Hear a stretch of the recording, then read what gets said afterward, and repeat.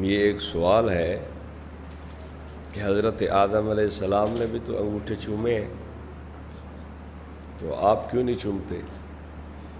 یہ بات کوئی صحیح نہیں ہے، بس من گھڑت سی بات ہے کہ حضرت آدم علیہ السلام نے چومے ہیں۔ کوئی صحیح دلیل ہو تو پھر بات ہونی چاہیے۔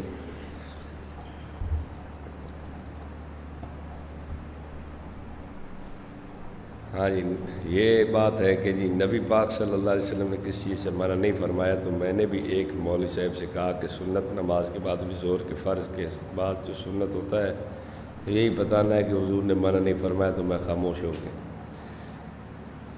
دیکھیں، یہ دلیل فقہا کے لیے تو گنجائش رکھتی ہے کہ وہ مسائل کے استنباط میں یہ دیکھیں کہ کیا چیز منع ہے اور کیا چیز منع نہیں ہے، لیکن ہم نے جو فقہا کو پڑھا ہے، فقہا نے اس بات کو بطور دلیل کے اپنایا ہے کہ چونکہ رسول پاک علیہ السلام نے اس کو نہیں کیا، صحابہ سے یہ منقول نہیں ہے، لہذا یہ مکروہ ہے۔ ہدایہ نے، علامہ کاسانی نے، علامہ شامی نے، عالمگیری، دیگر کتابوں میں ایسے کافی سارے آپ کو الفاظ مل جائیں گے۔ مثلا ہدایہ میں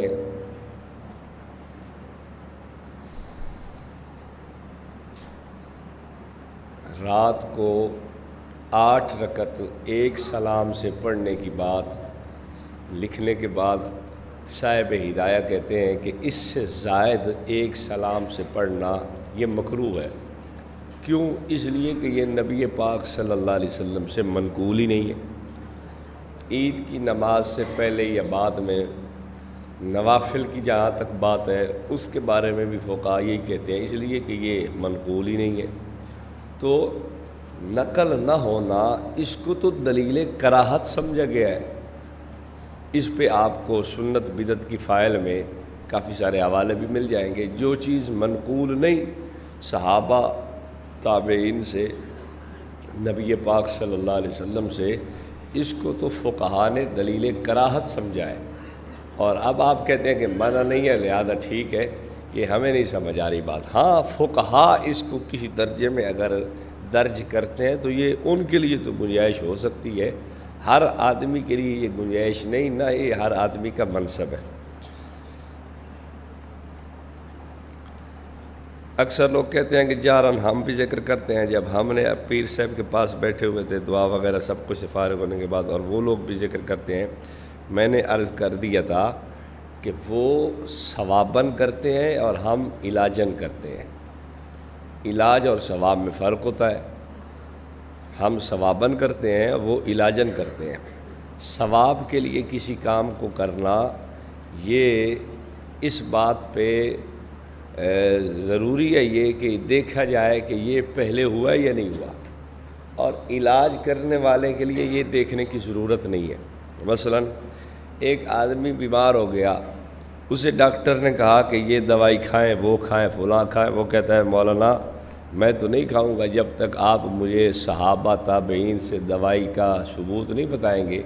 یہ ڈسپرین یا نیروبیان کا ٹیکہ یا فلاں انجیکشن یہ میں نہیں لگواؤں گا جب تک صحابہ نے یہ نہ لگوائے ہو۔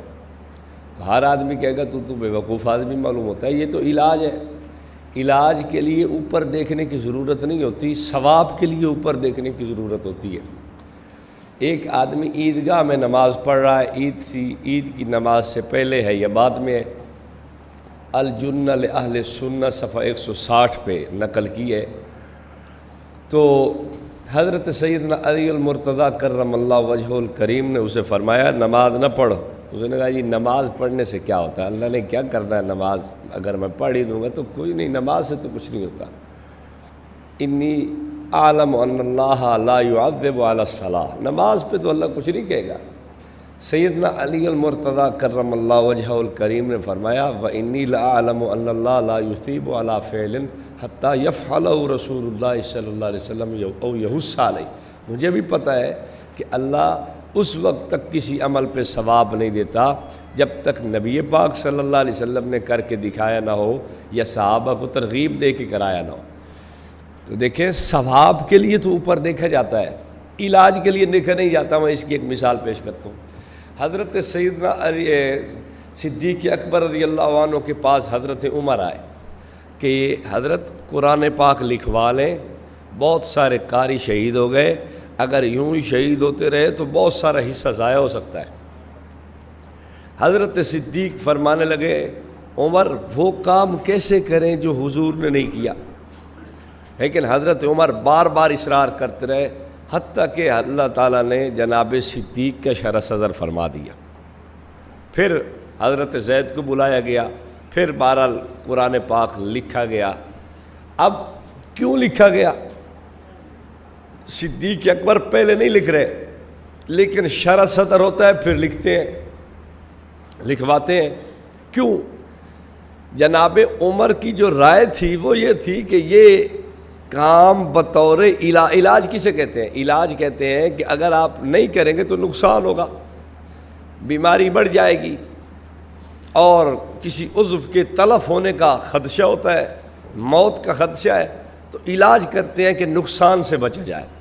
سیدنا فاروق اعظم نے بطور علاج کے لیے یہ ایک نسخہ پیش کیا تھا، جس پہ حضرت صدیق اکبر کا شرح صدر ہوا اور صدیق اکبر رضی اللہ تعالیٰ عنہ نے قرآن پاک لکھوایا۔ پھر اب دیکھیں علاج کے لیے اوپر دیکھنے کی ضرورت نہیں ہے کہ نبی پاک نے کیا ہے یا صحابہ نے کیا ہے یا نہیں کیا، یہ صحابہ کے عمل ہی سے پتہ چل گیا کہ علاج کے لیے اوپر دیکھنے کی ضرورت نہیں، اور یہ بھی صحابہ کے عمل سے پتہ چلا کہ ثواب کے لیے اوپر دیکھنے کی ضرورت ہے۔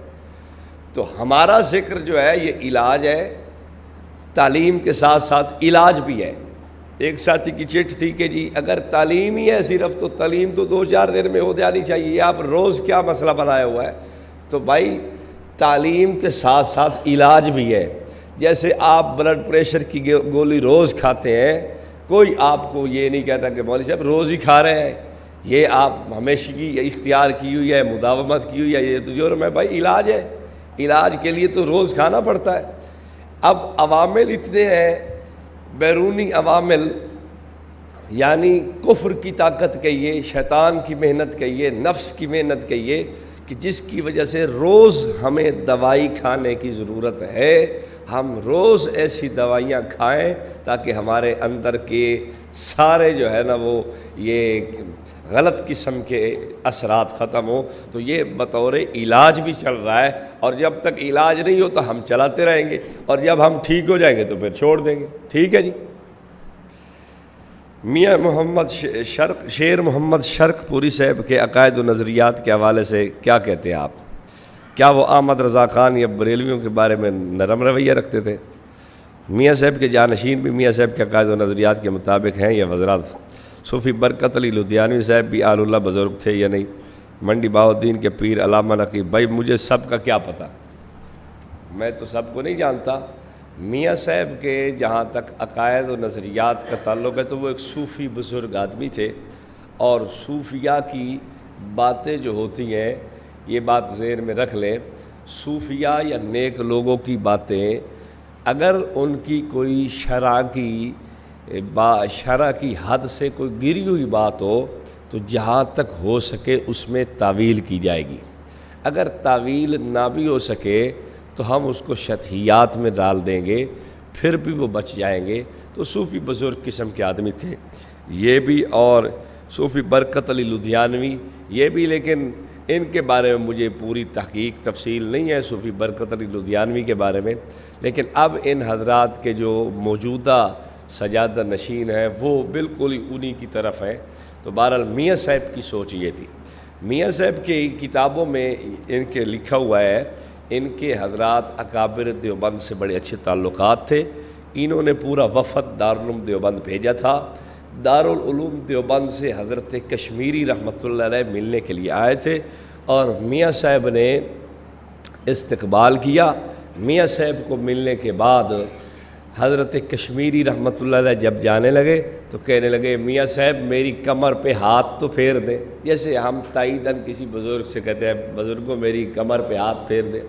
تو میاں صاحب نے پھیر دی ہاتھ، اور پھر تانگے کے اڈے تک چھوڑنے کے لیے آئے، اور جناب واپس جا کے کہنے لگے ساتھیوں کو کہ انور شاہ خود بہت بڑا آدمی ہے اور میرے جیسے آدمی سے کہتا ہے کہ میری کمر پہ ہاتھ پھیر دیں۔ دیوبند میں 4 نوری وجود ہیں جن میں سے ایک انور شاہ کشمیری ہے۔ میاں صاحب کے اور بھی عقائد و نظریات ہیں، اس حوالے سے میرا ایک پورا مضمون رسالوں میں چھپا تھا، انوار الحرمین نامی رسالے میں چھپا تھا، اگر مل سکے تو آپ اس کا مطالعہ فرمائیں۔ بدعت حسنہ اور بدعت سیئہ، یہ کہتے ہیں ہم بدعت حسنہ ایجاد کرتے ہیں۔ بدعت حسنہ یہ کوئی چیز نہیں ہے، یہ بس ایک مطلب ہے اپنے آپ کو بچانے کے لیے ایک چور دروازہ آج کل بنایا ہوا لوگوں نے۔ اللہ تعالیٰ قرآن میں فرماتا ہے لَقَدْ كَانَ لَكُمْ فِي رَسُولِ اللَّهِ أُسْوَةٌ حَسَنَةٌ، نبی پاک صلی اللہ علیہ وسلم کے طریقہ مبارکہ کو اللہ حسنہ فرماتا ہے، ان کے پیروی نقش قدم اور ان کے اسوہ کو اللہ کہتا ہے یہ حسنہ ہے۔ لیکن آج کل کی سوچ یہ ہے کہ لوگوں نے بدعت کو حسنہ کہنا شروع کر دیا۔ اللہ اپنے نبی کے طریقہ کو حسنہ کہے اور لوگ کہتے ہیں نہیں بدعت حسنہ ہے۔ بدعت حسنہ کی تردید پر حضرت مجدد الفسانی رحمۃ اللہ علیہ نے بہت کچھ لکھا ہے مکتوبات کے اندر، اور وہ بدعت حسنہ کی تو تقسیم کے قائل ہی نہیں ہے سرے سے۔ اور اگلی بات یہ ہے، روایت اس میں حضرت عبداللہ حضرت عمر کی پیش کی جاتی ہے، نعمت البدع۔ حضرت عمر رضی اللہ تعالیٰ عنہ نے تراویح کی ایک جماعت جب اکٹھی کر کے کرائی تو پھر کہا کہ نعمت البدع، اچھی بدعت ہے۔ یاد رکھیں کنز العمال صلاۃ تراویح کے عنوان کے تحت پوری روایت موجود ہے، لئن کانت ہذہ بدع فنعمت البدع، اگر یہ بدعت ہوتی تو اچھی بدعت ہوتی۔ اب آپ بتائیں، پوری روایت کنز العمال کے اندر موجود ہے، لئن کانت ہذہ بدع فنعمت، اگر یہ بدعت ہوتی تو کیا ہوتی؟ چونکہ بدعت ہے نہیں، سیدنا عمر رضی اللہ تعالیٰ عنہ کے عمل مبارک کو نبی پاک صلی اللہ علیہ وسلم نے سنت قرار دیا ہے تو وہ بدعت تو نہیں ہو سکتی۔ باقی جناب عمر رضی اللہ تعالیٰ عنہ اگر بدعت کہیں بھی صحیح تو یہ لغوی طور پر ہے۔ بعض چیزیں لغت کے اعتبار سے دیکھو، لغت کے اعتبار سے کیا مطلب؟ بدعت کا لغوی معنی یہ ہے کہ نیا کام۔ اگر اس اعتبار سے کسی عمل کو بدعت کہا جاتا ہے تو اس کی تو گنجائش ہے کہ یہ نیا کام ہے، لیکن کیا شریعت کے اصول سے بھی بدعت ہے؟ شریعت کا اصول یہ ہے کہ جناب عمر کا عمل سنت ہے تو اسے بدعت تو نہیں کہیں گے۔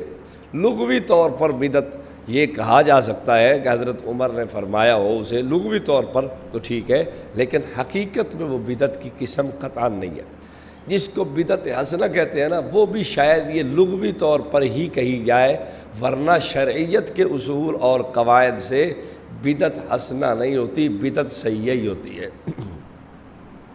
قبر پر اذان اس لیے دیتے ہیں کہ میت نماز پڑھتا ہے جب اذان ہوتی ہے، یہ ایسے ہی ڈھکوسلے ہیں، نماز پڑھتا ہے اس لیے اذان دیتے ہیں۔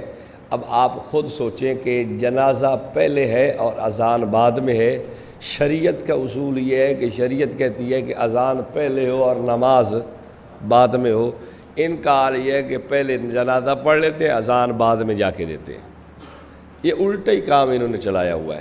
باقی میت نے نماز پڑھنی ہے، وہ آپ کی کوئی اذان کے انتظار میں نہیں ہے، اگر کوئی نماز پڑھنے والا ہے تو آپ کی اذان کے بغیر ہی نماز پڑھے گا۔ یہ دلیل تو مولانا احمد رضا خان کو بھی یاد نہیں آئی جو انہوں نے ایذان الاجر میں لکھی ہے، یہ ویسے آپ کو بڑی اچھی طرح سمجھ آ گئی، یہ انہوں نے بھی نقل نہیں کی، وہ تو اور دلیلیں بہت ساری لایا ہے، ادھر ادھر کی ڈھکوسلے زٹلیات اس نے کافی ساری لکھی ہیں، لیکن یہ دلیل اس نے بھی نہیں لکھی۔ بریلوی حضرات کی دلیل ہے، وہ کہتے ہیں تفسیر جلالین میں یہ انگوٹھے چومنے کا ذکر ہے، بھائی وہ حاشیے کے اندر لکھا ہوا ہے، اور حاشیہ کوئی نہ امام جلال الدین سیوطی کا ہے، نہ علامہ سبکی کا ہے، نہ ملا علی قاری کا ہے، نہ شیخ عبدالحق محدث دہلوی کا ہے، نہ ابن حجر عسقلانی کا ہے، نہ ہی قاضی ایاز کا ہے، اور نہ علامہ طیبی کا ہے، اور نہ کسی اور، یہ بعد کے ایک شخص کا ہے، اور انہوں نے مختلف کتابوں کے حوالے سے یہ بات نقل کی ہے، لیکن تحقیق کی بات یہ ہے کہ یہ انگوٹھے چومنے کا قول یا تو صوفیاء کی کتابوں سے آیا ہے، فتاوی صوفیہ سے آیا ہے، یا کنز العباد سے آیا ہے یا علامہ کوستانی نے یہ نقل کیا ہے۔ اس انگوٹھے چومنے والی روایت کے ماخذ وہ یہی 3-4 ہی ہیں، یا فتاوی صوفیہ ہے۔ اب آپ خود سوچیں کہ فتاوی صوفیہ جو ہوگا وہ شریعت میں کتنا معتبر ہوگا، یا کنز العباد ہوگی، اس کو مولانا عبداللہ لکھنوی رحمۃ اللہ علیہ نے مقدمہ شرح وقایہ اس میں اس کو جو ہے نا وہ ایسی کتابوں میں درج کیا جو غیر معتبر کتابیں ہیں، اور علامہ کوستانی اس کو بھی اس درجے میں نقل کیا ہے۔ یاد رکھیں یہ کوستانی وہی آدمی ہے جس نے ایک قول نقل کیا ہے جو شامی عالمگیری حاشیۃ الطحطاوی وغیرہ کتابوں میں بھی نقل ہوتا چلا ہے۔ وہ کیا کہ آدمی مسجد میں داخل ہوا، اقامت ہو رہی ہے تو اس کو چاہیے بیٹھ جائے، اور کھڑے ہو کر اقامت کا سننا یہ مکروہ ہے، اور جب مؤذن حی علی الصلاۃ پہ پہنچے اس وقت پھر اس کو کھڑا ہونا چاہیے۔ یہ قول کوستانی نے نقل کیا ہے، کوستانی سے چلتا چلتا ان کتابوں میں آ گیا ہے، اور کوستانی کو ذہن میں رکھیں، یہ حاطب اللیل ہے، یہ جناب جی ایک ضعیف درجے کا آدمی ہے، اس کی کوئی جو ہے نا حیثیت فقہا میں کوئی معتبر قسم کی ہوتی ہے وہ نہیں ہے۔ علامہ عبداللہ لکھنوی رحمۃ اللہ علیہ نے مقدمہ شرح وقایہ میں اس کو دھو دیا ہے پکڑ کے کہ اس کی انفرادی رائے کا کوئی اعتبار نہیں، یہ صرف ایک کتب فروش تھا، کتابیں بیچنے والا تھا، کتابیں بیچ کے گزارا کرتا تھا، اس نے ایک کتاب مضمرات لکھ دی۔ بہرحال یہ اس درجے کا نہیں ہے کہ اس کی بات کو سند اور حجت کی حیثیت سے دیکھا جائے۔ تو یہ کوستانی سے یہ بات چلی ہے، انگوٹھے چومنے کا قول بھی کوستانی سے نکلا ہے، کنز العباد سے نکلا ہے، فتاوی صوفیہ سے، یعنی ان کتابوں سے بات چلی ہے جو غیر معتبر کتابیں ہیں۔ جب ماخذ ہی غیر معتبر ہے تو پھر اس بات کو کیا کیا جائے؟ بے شک کوئی نقل کرے، تفسیر جلالین کی حاشیے میں ہو یا کسی اور جگہ ہو تو اس کے نقل کرنے سے فرق نہیں پڑتا۔ ما رأى المؤمنون قبیحا فهو عند اللہ قبیح، یہ ٹکڑا کون سی کتاب ہے جس میں فما رأى المؤمنون حسنا فهو عند اللہ حسن، اسی میں یہ بھی ہے۔ میلاد کے استدلال ان آیتوں سے کرتے ہیں۔ وَإِذْ أَخَذَ اللَّهُ مِيثَاقَ النَّبِيِّينَ، ان کا دلیل اس طرح کہ پہلا جلسہ اللہ نے میلاد کا رکھا تھا۔ بھائی میلاد کا جلسہ تھوڑا ہی ہے، میلاد کا کیا معنی ہے؟ میلاد کا معنی پیدائش ہے، سرکار کی پیدائش کے ہم قائل ہیں۔ دوسرا میلاد کا معنی سرکار کا ذکر خیر ہے، تو ذکر خیر تو ہم کرتے ہیں، لیکن آج کل میلاد کا معنی مخصوص اعمال ہو گیا ہے۔ کیا؟ جلوس نکالنا، جھنڈیاں لگانا، رقص کرنا، بھنگڑا ڈالنا، ناچنا، عورتوں مردوں کا اختلاط کرنا، ننے مدنی منع بلا کر ان سے میلاد پڑھوانا، وہ جناب جی نعتیہ کلام پڑھیں، اور ادھر جناب جی بڑے بڑے شیوخ دعوت اسلامی کے وہ جھوم جھوم کے سنے بیٹھ کے۔ یہ میلاد جو تم نے یہ مخصوص چیزوں کا نام بنایا ہے، کیا یہ بھی شریعت سے ثابت ہے چیزیں؟ مولانا احمد رضا خان کا ذوق تو یہ تھا کہ ان ننے دعوت اسلامی کے ان منع نعت خانوں سے تو میلاد پڑھانا بھی غلط اور ناجائز ہے، لیکن وہ سارا کچھ جائز ہو گیا۔ میلاد جن معنوں میں اب استعمال ہونے لگا ہے یہ معنی اسلاف کے اندر نہیں تھے۔ باقی ایک سرکار کا ذکر خیر ہوا ہے، شان ہوئی ہے، تو اس میں کس کو اختلاف ہے؟ ہم تو خود ہمارے ہاں تو جلسے ہوتے ہیں۔ اما بنعمت ربک فحدث، اس کے ترجمہ کے تحت کہتے ہیں کہ ہم کو حضور صلی اللہ علیہ وسلم سے بڑھ کر کون سی نعمت ملی، اس لیے ہم حضور جیسی نعمت کا اظہار سڑکوں پہ کرتے ہیں۔ ہاں سڑکیں بڑی اچھی چیز ہے، بس بازار بہت خوبصورت چیز ہے، بس ہم اس دن کیا کرتے ہیں، مسجدوں کے اندر چھٹی ہوتی ہے ہماری، ہم بازاروں کے اندر آ کے وہ سارا کچھ جشن مناتے ہیں۔ جو ابغض البلاد الی اللہ ہے وہاں تو ہمارا جشن ہو رہا ہے، اور جو احب البلاد الی اللہ ہے وہاں چھٹی ہے ہماری۔ مساجد میں اس دن چھٹی ہوتی ہے، نماز کی بھی، چونکہ میلاد کا جو ہے نا جشن ہے تو فارغ نہیں ہے ہم لوگ، اور بازاروں کے اندر ہم پھر رہے ہیں۔ بھائی مسجد سجانے سے کیا ہوتا ہے؟ آپ اپنے من کو سجائیں۔ یاد رکھیں کہ حوالہ آپ کو کام دے گا، فوز المقال فی خلفائے پیر سیال، اس کی جلد نمبر 6 ہے اور صفحہ نمبر اس کا 221 ہے غالباً۔ اس میں لکھا ہوا ہے کہ بڑا میلاد یہ ہے کہ اپنے وجود پر نبی کی سنت کو سجائیں۔ ہم تو بڑے میلاد کی بات کرتے ہیں، ہم بڑے میلاد کی بات کریں، ہم تو گستاخ، اور تم چھوٹے میلاد کی بات کرو تو عاشق۔ چاہیے تو یہ تھا کہ ہمیں بڑا عاشق سمجھتے کہ یہ تو بڑے عاشق ہیں، اس لیے کہ یہ بڑے میلاد کی بات کرتے ہیں۔ ہم چاہتے ہیں کہ سرکار کی سنت عام ہو، ہر وجود پہ سجے، ہر آدمی رسول پاک صلی اللہ علیہ وسلم کی سنت پر عامل ہونا چاہیے، سرکار کی سنت پہ پیرو ہونا چاہیے۔ لیکن ہمیں تو لوگ سمجھتے ہیں کہ یہ لوگ فارغ ہیں، حالانکہ ہم بڑا میلاد منا رہے ہیں۔ تمہارے اپنے علماء کے بقول یہ بڑا میلاد ہے۔ نور ہے یا بشر ہے مسئلہ آنے والا ہے۔ ایمان اور عقیدہ میں کوئی فرق ہے یا نہیں، یہ اہل علم سے پوچھ لیں، میرے متعلقہ بات نہیں۔ جب تک کنویں سے ایک غیر مقلد عالم نے کہا تھا کہ جب تک کنویں سے کتے کو نہ نکالا جائے تو وہ پاک نہیں ہوتا، اس طرح جب تک بریلوی اور دیوبندی کو دل سے نہ نکالا جائے تو قلب پاک نہیں ہوتا۔ اس کا کیا جواب ہے؟ ان واہیات کا کیا جواب ہو سکتا ہے؟ آپ خود سوچیں ان کا کیا جواب ہونا چاہیے۔ یہ جی آپ نے انکار کیا ہے کہ یہ سانپ کے ڈسنے کا۔ بھائی میں نے سانپ کے ڈسنے کا انکار نہیں کیا، میں نے تو اس کے عاشق ہونے کا انکار کیا تھا۔ کچھ تو بات خود ہی آپ سمجھا کریں۔ قادیانیت کو کافر قرار دینے میں پیر میر علی شاہ صاحب کا کردار بھی واضح فرمائیں۔ پیر میر علی شاہ صاحب نے قادیانیت پہ کام کیا ہے، لیکن قادیانیت کو کافر قرار دینے میں پیر میر علی شاہ صاحب کا کردار نہیں ہے۔ وہ اسمبلی میں جو جنگ لڑی گئی اس میں پیر میر علی شاہ صاحب موجود نہیں تھے، وہ پہلے انتقال فرما چکے تھے۔ ویسے قادیانیوں سے ان کی بحث چلی ہے، ایک دوسرے کے بارے میں کتابیں آئی ہیں، انہوں نے مرزا کے خلاف لکھی، مرزا نے ان کے خلاف لکھی، وہ سلسلہ چلتا رہا ہے۔ مناظرے کی تک نوبت آئی اور مناظرے کے لیے یہ لوگ آئے بھی صحیح، وہ نہیں آیا، وہ ساری باتیں اپنی جگہ اٹل ہیں۔ لیکن جہاں تک مسئلہ ہے کہ قادیانیت کو کافر قرار دینے میں، اس میں پیر مہر علی شاہ صاحب موجود نہیں تھے۔ قبر پر قرآن پڑھنا کیسا ہے؟ کوئی حرج کی بات نہیں۔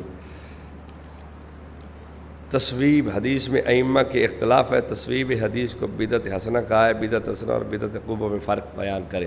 میں نے عرض کیا کہ بعض چیزیں لغوی طور پر بدعت ہوتی ہیں اس بنیاد پر کہ وہ لغوی طور پہ بدعت ہے، لیکن ہوتی وہ ضروریات شرعیہ میں سے ہے، اس کو بدعت حسنہ کہہ دیا جائے تو الگ بات ہے۔ لیکن جس کو شریعت بدعت صحیحہ قرار دیتی ہے اس کو بدعت حسنہ نہیں کہا جا سکتا۔ یہ جو تصویب فقہا کے نزدیک ہے نا، یہ اس بنیاد پر تھا کہ اہل علم اپنے لکھنے پڑھنے میں مصروف رہا کرتے تھے، اہل علم اپنے جناب جی کام کاج میں مصروف ہے، تو اہل علم حضرات کو آ کے بتا دیا جاتا تھا حضرت نماز کا وقت ہو گئے، آپ تشریف لے آئے۔ امام ابو یوسف، امام محمد، ایسی شخصیات جو تھی اپنے کاموں میں لگی ہوئی، یہ ان حضرات کے لیے تصویب کی اجازت دی گئی تھی۔ متقدمین کے ہاں تو تصویب کی گنجائش نہیں ہے، متاخرین کے ہاں ہے۔ بہرحال یہ ایک فقہا کا مطلب ہے کہ آپس کی بات ہے، تو اس میں گنجائش ہو سکتی ہے، لیکن آج کل کی تصویب یہ کسی صورت میں جائز نہیں ہے جو اہل بدعت کرتے ہیں۔ وہ 4 باتیں دہرا دیں جو احمد رضا نے ہمارے بارے میں لکھی تھی، سعودی والوں سے ہمارے خلاف فتویٰ لیا تھا۔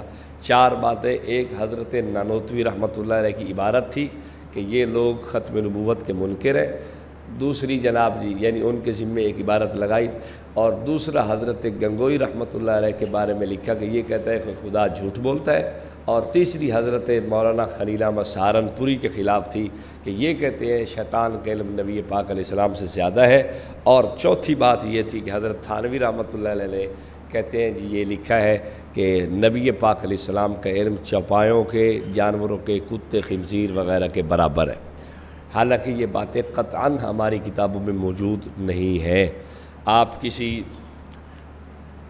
میں نے آپ کو بتایا کہ ان کی اپنے گھر کے علماء نے فتویٰ ہمارے حق میں دیا۔ تحذیر الناس کی صفائی پیر کرم شاہ بھیروی نے دے دی، اور حفظ الایمان کی صفائی مولوی عبد الباری فرنگی محلی جو مولانا احمد رضا خان کے دوست تھے انہوں نے دے دی، اور تیسری جو ہے نا وہ کیا نام ہے حضرت سہارنپوری یا دیگر باقی ساری عبارتوں کی صفائی مولانا خلیل احمد خان برکاتی ایک ان کا عالم تھا، اس نے انکشاف حق لکھ کے دے دی۔ اور ایک کتاب ہماری صفائی میں تجلیات انوار معین نامی بھی آئی ہے، یہ لکھنے والے خواجہ قمر الدین سیالوی صاحب کے استاذ تھے مولانا معین الدین اجمیری، اجمیر کے رہنے والے تھے اور بہت بڑے عالم تھے، جمعیت علماء ہند کے ساتھ وابستہ رہے ہیں۔ تو ان کی ایک کتاب ہے تجلیات انوار معین، انہوں نے بھی اس کے اندر اکابر دیوبند کی صفائی لکھی ہے۔ یہ خواب جو آپ نے ذکر کیا کہ احمد رضا کے فتوے کے بارے میں، برائے مہربانی کتاب کا حوالہ، میں نے کتاب کا حوالہ آپ کو دیا تھا، فاضل بریلوی علماء حجاز کی نظر میں۔ اصل میں یہ خواب حضرت مدنی رحمۃ اللہ علیہ نے الشہاب ثاقب میں نقل کیا ہے، اور اس سے پھر نقل کر کے پروفیسر مسعود نے اپنی کتاب فاضل بریلوی علماء حجاز میں کر کے اس کو رد کیا، تو پھر میں نے اس کا آپ کو جواب عرض کیا۔ جو 5 جلدوں میں کتاب ہے، اس کا نام اسمبلی کی کارروائی، نیشنل اسمبلی کی کارروائی جو 1974 میں ہوا تھا اسمبلی کے اندر، وہ 5 جلدوں کی کارروائی یہ عالمی مجلس تحفظ ختم نبوت نے شائع کی۔ کہتے ہیں بریلویوں کی اذان کا جواب دینا چاہیے۔ بھائی اگر عقائد و نظریات ٹھیک ہیں تو دینا چاہیے، عقائد غلط ہو تو نہیں دینا چاہیے۔ جیسے روافظ کی اذان کا آپ لوگ جواب نہیں دیتے، کیوں؟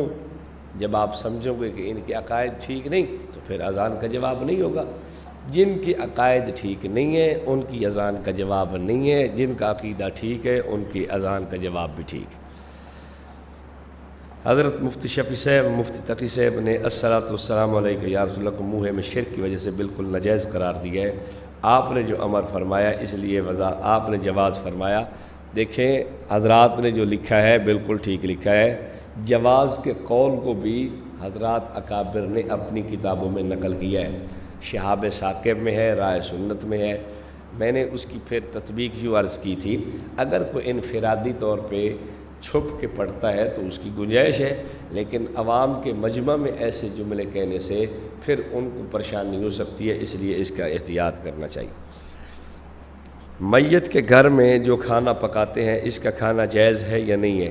نہیں بھائی، آپ کے لیے جائز نہیں ہے۔ میت کے گھر کا کھانا کھانے سے علماء نے لکھا ہے کہ دل سیاہ ہوتا ہے، دل میں ایمان کا نور ختم ہوتا ہے۔ طاہر القادری صاحب فرماتے ہیں کہ ایمان کا نور ختم ہو جاتا ہے۔ مولانا احمد رضا خان کہتے ہیں کہ جس کے جو طعام میت کھانے کے متمنی رہتے ہیں ان کا دل سیاہ ہو جاتا ہے، تو دل ضروری سیاہ کرانا ہے۔ ویسے حق یتیم، مسکین، فقیر لوگوں کا ہے، محتاج لوگوں کے حق کو ویسے ہی نہیں کھانا چاہیے۔ ہم جو الفاظ نماز جنازہ میں پڑھتے ہیں کیا یہ احادیث سے ثابت ہے؟ کون سے الفاظ؟ اللہم اغفر لحینا تو ثابت ہے، درود پاک اس کا بھی ثبوت ملتا ہے، ثنا اس کا بھی ثبوت ملتا ہے، تو اور کون سے الفاظ ہم ایسے پڑھتے ہیں کہ جو آپ سمجھتے ہیں کہ ثابت نہیں ہے؟ مجھے تو نہیں پتہ، کوئی اور بھی آپ پڑھتے ہو تو شاید وہ ثابت نہ ہو۔ تعزیت میں ہاتھ اٹھا کر دعا کرنا کیسا ہے؟ یہ ایک آدھ مرتبہ اگر ہوتا ہو تو پھر تو گنجائش کوئی نکل سکتی ہے، لیکن یہ بار بار کر کے وہ لوگ تھک کے بیچارے وہ ایسے ہی کرتے ہیں، بس ایسے ہی ادھر سے ایسے کرتے ہیں، ادھر اخبار پڑھ رہے ہیں، ادھر آپ کی وہ دعا دیکھ رہے ہیں، بس وہ دعا بھی مانگ رہے ہیں، اخبار کی طرف ایسے ہی کر لیں گے، تو یہ تو کوئی ایسی مطلب عجیب سی سوچ معلوم ہوتی ہے۔ طریقہ تعزیت کا یہ ہے کہ آپ تعزیت کہتے ہیں تسلی کو، رسول پاک صلی اللہ علیہ وسلم کے الفاظ مبارکہ کتابوں میں منقول ہے، اعظم اللہ اجرکا، ثبت اللہ صبرکا، غفر اللہ لمیتکا۔ آپ نے جا کے تعزیت میں یہ الفاظ ارشاد فرمایا، تو ایسے الفاظ کہنے میں کیا حرج ہے کہ اللہ تعالیٰ آپ کو اجر دے، اللہ تعالیٰ آپ کے میت کی بخشش فرمائے، اللہ تعالیٰ آپ کو صبر جمیل عطا فرمائے، ایسے جملے بولنے میں کیا حرج ہے؟ باقی فقہاء اور ہمارے مفتیان کرام اس عمل کو جائز نہیں سمجھتے۔ ہمارے گاؤں میں ایک عالم نے اپنے بیت الخلاء کی دیوار پر یا اللہ یا محمد اور صلاۃ و سلام لکھوایا ہے، کیا ایسے الفاظ بیت الخلاء پہ لکھوانا جائز ہے؟ بھائی ظاہراً تو لگتا ہے یہ ٹھیک نہیں ہے، باقی یہ حضرات مفتیان سے پوچھ لیں، آپ کو بتائیں گے۔ غیر مقلد وہابی ہے یا اہل سنت والجماعت احناف دیوبند وہابی ہے؟ وہابی وہی ہیں، ہم تو وہابی نہیں ہیں، ہم تو اہل سنت والجماعت ہیں، ہم وہابی نہیں ہیں۔ یہ وہی کہ اگر تعلیماً ہے تو تعلیم تو 2 دن میں ختم ہو جانی چاہیے، اس کا جواب میں عرض کر چکا ہوں۔ آج کا ہمارا مسئلہ ہے نور و بشر کے متعلق۔ سوال لوگ کرتے ہیں کہ نبی پاک صلی اللہ علیہ وسلم نور ہے یا بشر ہے؟ بھائی یہ سوال ہی سرے سے غلط ہے۔ کوئی پوچھے آج گرمی ہے یا بدھ ہے، یہ سوال ٹھیک ہے؟ کیوں جی؟ آج گرمی ہے یا رات ہے؟ 9 بج رہے ہیں یا دن ہے؟ 10 بج رہے ہیں یا رات ہو گئی ہے؟ یہ کوئی سوال ہے؟ یہ سوال نہیں ہے۔ حضور نور ہے یا بشر ہے، یہ کوئی سوال نہیں۔ کوئی آ کے مجھ سے پوچھے مولوی صاحب آپ انسان ہیں یا مولوی ہیں، یہ کوئی سوال ہے؟ کیوں جی؟ بھائی میں کہوں گا میں مولوی بھی ہوں، بیڑا چیٹا جیڑا تھوڑا گھڑا تے انسان بھی ہوں۔ کوئی چلا جائے شیخ الحدیث ہے السلام علیکم، آپ انسان ہیں یا شیخ الحدیث ہے؟ کوئی وزیر کے پاس چلا جائے السلام علیکم سر یہ بتائیں آپ انسان ہیں یا وزیر ہیں؟ کوئی صدر کے پاس چلا جائے جناب صدر صاحب آپ انسان ہیں یا صدر ہیں، یہ کوئی سوال ہے؟ بھائی وہ انسان ہے ذات کے اعتبار سے، صدر ہے عہدہ کے اعتبار سے، منصب کے اعتبار سے، یہ وزیر ہے منصب اور عہدہ کے اعتبار سے، انسان ہے ذات کے اعتبار سے، وزیر اعلیٰ ہے منصب اور عہدہ کے اعتبار سے، انسان ہے ذات کے اعتبار سے، یہ تو کوئی سوال نہیں۔ شیخ الحدیث ہے اپنے منصب اور مقام اور عہدہ کے اعتبار سے، انسان ہے ذات کے اعتبار سے۔ نور و بشر کا مسئلہ بھی یوں ہی ہے، انسان آپ ہیں، بشر آپ ہیں ذات کے اعتبار سے، اور نور آپ ہیں اپنے منصب نبوت اور اپنے عہدہ اور مقام کے اعتبار سے۔ اس میں تو کوئی منافات نہیں ہے۔ نور ہدایت بھی بن کے تشریف لائے اور بشر بھی ہیں، اس میں تو کوئی اختلاف نہیں ہے۔ تو اس نقطہ اختلاف کو ذرا سمجھیں، دلائل تو آپ لوگ اچھے سمجھتے ہیں، نقطہ اختلاف ذہن میں رکھیں ذرا کہ ہم نے عوام کو سمجھانا کیا ہے۔ ایک طبقہ دلیلیں دے رہا ہے کہ حضور بشر ہے، دوسرا طبقہ دلیلیں دے رہا ہے حضور نور ہے۔ ان سے پوچھو کہ تم بشر مانتے ہو، وہ کہتے ہیں ہاں مانتے ہیں۔ ان سے پوچھو کہ تم نور مانتے ہو، کہتے ہیں جی ہم مانتے ہیں۔ تو ان میں جھگڑا کیا ہے؟ ان سے پوچھو کہ تم نور مانتے ہو، کہتے ہیں ہاں ہم مانتے ہیں۔ ان سے پوچھو کہ تم بشر مانتے ہو، ہاں مانتے ہیں۔ تو پھر جھگڑا کیا ہے تمہارا؟ آپ ان سے پوچھ کے دیکھو کہ بشر مانتے ہو، کہتے ہیں ہاں مانتے ہیں۔ ہم سے پوچھو کہ نور مانتے ہو، ہاں مانتے ہیں۔ تو پھر جھگڑا کیا ہے تمہارا یار؟ تم نے قوم کے اندر یہ جھگڑا کیوں ڈالا ہوا ہے؟ اصل میں نقطہ اختلاف سمجھنے والی بات ہے۔ نقطہ اختلاف کیا ہے اس کو ذرا غور سے آپ لوگ دیکھیں۔ ہم رسول پاک صلی اللہ علیہ وسلم کو نور مانتے ہیں، نور ہدایت۔ وہ نبی پاک صلی اللہ علیہ وسلم کو بشر مانتا ہے لباس بشر میں۔ کس میں؟ لباس بشر میں۔ میں آپ سے پوچھتا ہوں کہ فلاں طبقہ اہل و سنت کے لباس میں ہے، میں کہتا ہوں کہ اہل بدعت اہل سنت کے لباس میں ہے، اس سے وہ خوش ہو جائیں گے کہ یار ہمیں اہل سنت کے لباس میں تو تسلیم کر لیا ہے، ان کی بڑی مہربانی، یوں ہی کہیں گے؟ کیا اہل سنت کے لباس میں کہنے سے اہل سنت کی نفی ہوتی ہے یا اثبات ہوتا ہے؟ میں ان کی بات سمجھانے کے لیے ایک مثال اور دینے لگا ہوں، ان کی اہل سنت کے لباس والوں کی بات۔ ایک آدمی کہتا ہے گدھا شیر کے لباس میں ہے، شیر بن جائے گا ہے یا کھوتے تو کھوتا رہے گا؟ کھوتا ہی رہنا ہے، گدھا ہی رہے گا نا۔ اہل سنت کے لباس میں ہے کہنے سے کیا سنیت کی نفی ہوگی یا اہل سنت ہونے کا اس بات ہوگا؟ کیوں جی؟ نفی ہوگی۔ ایک طبقہ کہتا ہے کہ ہم حضور کو بشریت کے لباس میں سمجھتے ہیں۔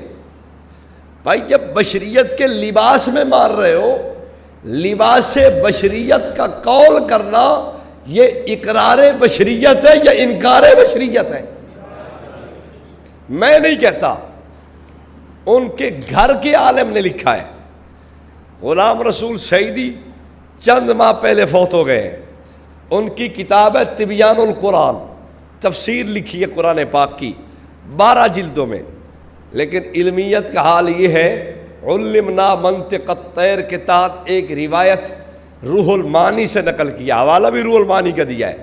کیا نبی پاک صلی اللہ علیہ وسلم باہر تشریف لائے، صحابہ کے ساتھ ہیں، جا رہے ہیں، رستے میں بلبل بول رہا ہے، حضور نے فرمایا یہ باتیں کر رہا ہے۔ کبوتر بول رہا ہے، آپ نے فرمایا یہ بات کر رہا ہے۔ فاختہ بول رہی ہے، آپ نے فرمایا یہ بات کر رہی ہے۔ چڑیا بول رہی ہے، آپ نے فرمایا یہ بات کر رہی ہے۔ چیل بول رہی ہے، کوا بول رہا ہے، آپ نے فرمایا یہ باتیں کر رہے ہیں۔ تو تم کہتے ہو نبی کو پتہ کوئی نہیں، نبی تو پرندوں کی باتیں بھی جانتے ہیں۔ حالانکہ روح المعانی کو اٹھا کے دیکھیں، روح المعانی والے نے یہ حکایت حضرت سلیمان علیہ السلام کی نقل کی ہے، اور یہ علمیت ہے لوگوں کی، علم ہونے کا لوگوں کو بڑا دعویٰ ہے، لیکن آگے خیانت سے بھی کام بالکل پورا لیتے ہیں۔ ایک خیانت اور آپ کو عرض کرتا چلا جاؤں، جال حق بڑی معتبر ترین کتاب سمجھی جاتی ہے۔ علم غیب کی فصل دیکھیں، قرآن کی آیات، احادیث طیبات، پھر آگے شارحین کے اقوال۔ اس شارحین کے اقوال میں ایک قول ملا علی قاری کا نقل کیا ہے۔ نبی پاک صلی اللہ علیہ وسلم نے ایک غزوہ والوں کی مطلب ہے نشاندہی فرمایا انی لعارف اسماءہم و اسماء آبائہم و الوان خیولہم، میں ایک لشکر کو جانتا ہوں، ان کے نام بھی جانتا ہوں، ان کے گھوڑوں، ان کے باپ کے ابا کے نام بھی جانتا ہوں، اور ان کے گھوڑوں کے رنگ بھی دیکھ رہا ہوں میں، اور وہ بہترین گھوڑے سوار ہوں گے۔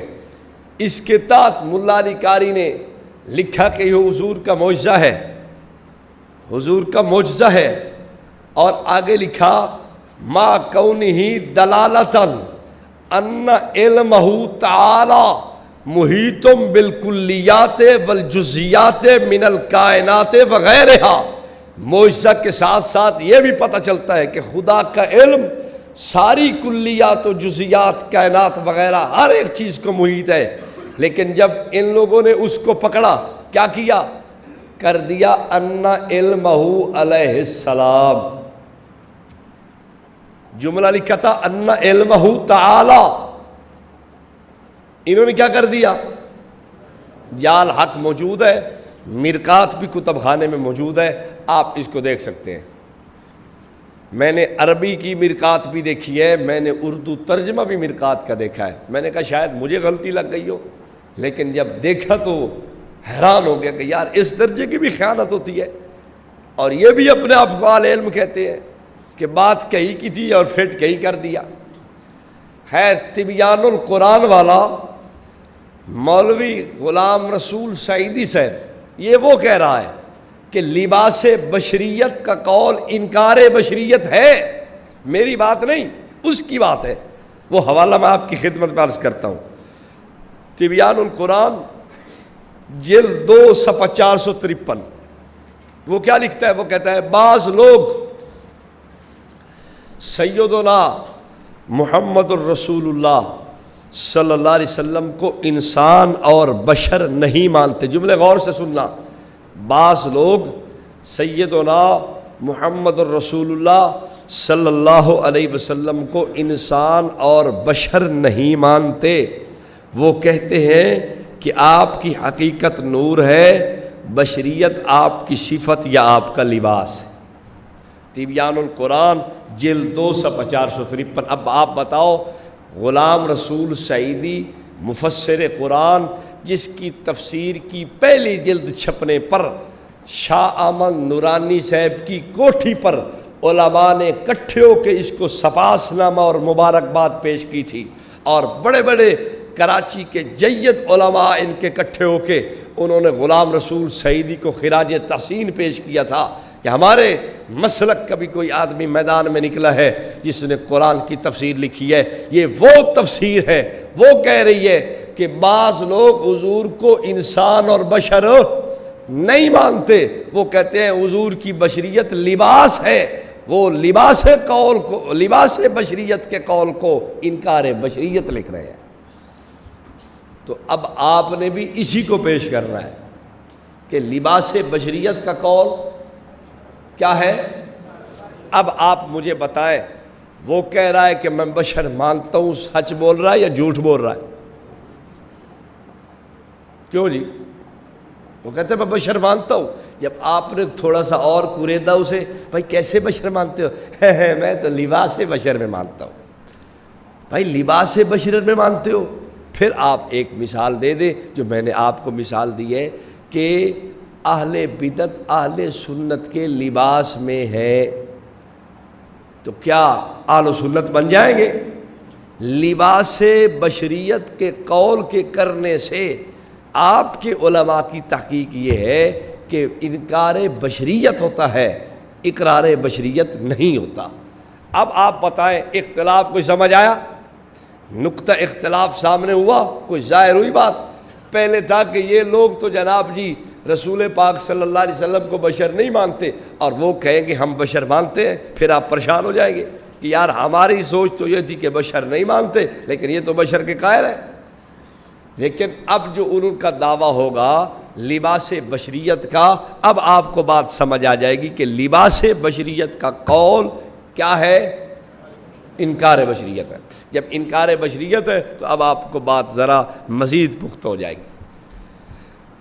اب اختلاف کا نقطہ اختلاف ذہن میں آ جاتا ہے کہ وہ لوگ چونکہ لباس بشریت کا قول کرتے ہیں، اور لباس بشریت کا قول ان کی تحقیق میں بھی انکار بشریت ہے، اس لیے نور اور بشر کا یہ اختلاف اب ذہن میں ابھر کے سامنے آتا ہے کہ اہل سنت والجماعت رسول پاک صلی اللہ علیہ وسلم کو صرف بشر ہی نہیں، سید البشر مانتے ہیں، سید الانس مانتے ہیں، کائنات کا سردار مانتے ہیں، اور ساتھ ساتھ نور ہدایت بھی مانتے ہیں۔ ایک آدمی کہنے لگا نور ہدایت تو یہ تو معتزلہ کا قول ہے۔ فیض احمد اویسی کی کتاب، وہ لکھتا ہے کہ یہ تو معتزلی روح المعانی میں نقل ہوا ہے، یہ تو معتزلہ کا قول ہے۔ اب بندہ پریشان ہو جاتا ہے کہ یار ہمارا قول معتزلہ والا ہے۔ پریشان نہیں ہونا، اسی غلام رسول سعیدی کی جلد 2 کو آپ نے ملاحظہ فرمانا ہے۔ قد جاءکم من اللہ نور کی تفسیر کے اندر اس نے لکھا ہے کہ اکثر مفسرین نبی پاک صلی اللہ علیہ وسلم کو نور ہدایت تسلیم کر رہے ہیں۔ بلکہ میں ایک اور چیلنج کرنے لگا ہوں، آپ غور سے سن لیں اس کو۔ میری تحقیق یہ ہے، جہاں تک اکابر کو میں نے پڑھا ہے، میں نے تفسیروں کا مطالعہ کیا ہے، میری بات یہ ہے، تحقیق یہ ہے، میں اس لیے اپنی کہہ رہا ہوں کہ ہو سکتا غلط بھی ہو سکتی ہے، تو وہ میرے ہی گلے میں پڑے نا، اکابر کی تحقیق میں نہیں کہہ رہا۔ کیا کوئی ایک مفسر پیش نہیں کیا جا سکتا جس نے قد جاءکم من اللہ نور کے تحت لکھا ہو؟